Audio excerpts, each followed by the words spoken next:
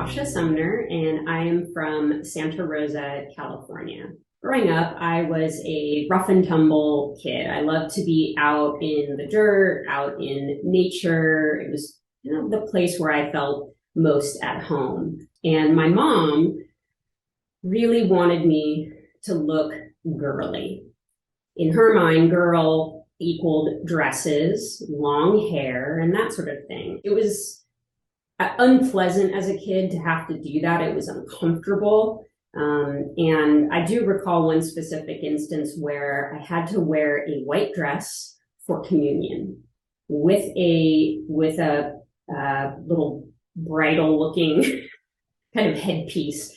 It was the most uncomfortable thing, and her praise around it was even more uncomfortable. As I got a little bit older and dressed myself in high school, the comments then became more about my physical appearance, my face in particular, wearing makeup. Right after college, I had a boyfriend who really focused on my looks. I did have long hair at that time, and I did wear makeup, and he often would make comments about the way that I looked.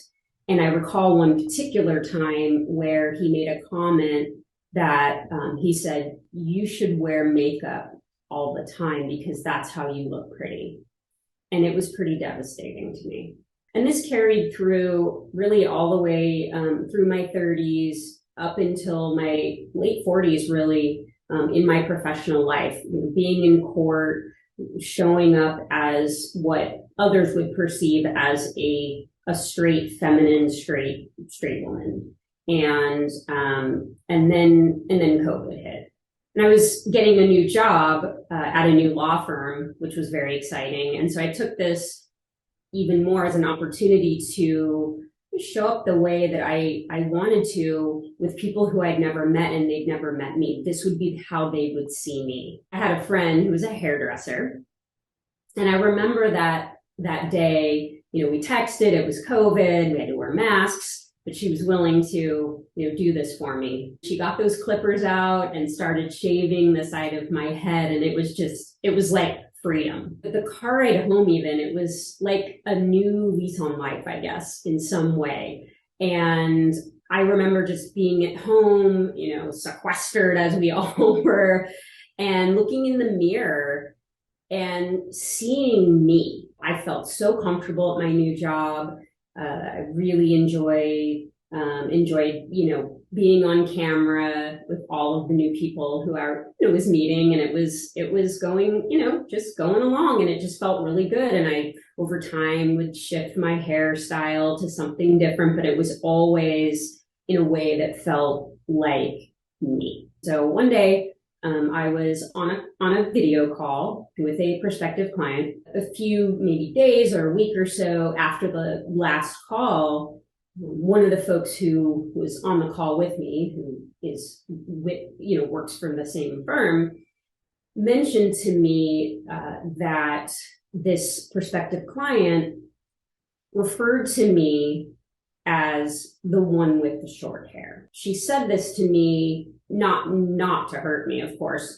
It was because of the nature of the conversation in terms of the work that they were looking to hire us for. But it then just really brought me back to my childhood and this focus on how I looked. It really affected my self-esteem and my self-confidence in sort of how I show up when I'm talking to prospective clients. Initially, I wasn't even sure that I really wanted to say anything to anybody within the firm.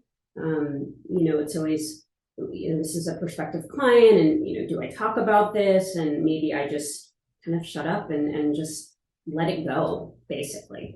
There was something in me that said, don't do that. I really was hoping that I could get some support. And so I first reached out to the colleague who had shared this initial statement with me. And we had a really, really supportive conversation. And that really allowed me to then reach out to an additional colleague, another person who was on one of those calls. We talked about the statement and how that impacted me and how I felt, but we also talked about going to the DE&I folks at my company, and sort of how to do that. And it was a little uncomfortable even thinking about going and making even sort of bigger deal out of this.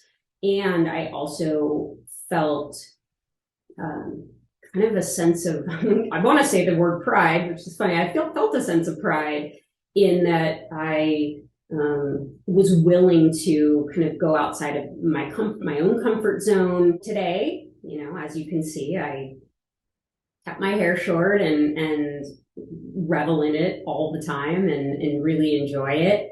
I can't say that these fears of mine and these sort of belief systems aren't there from time to time.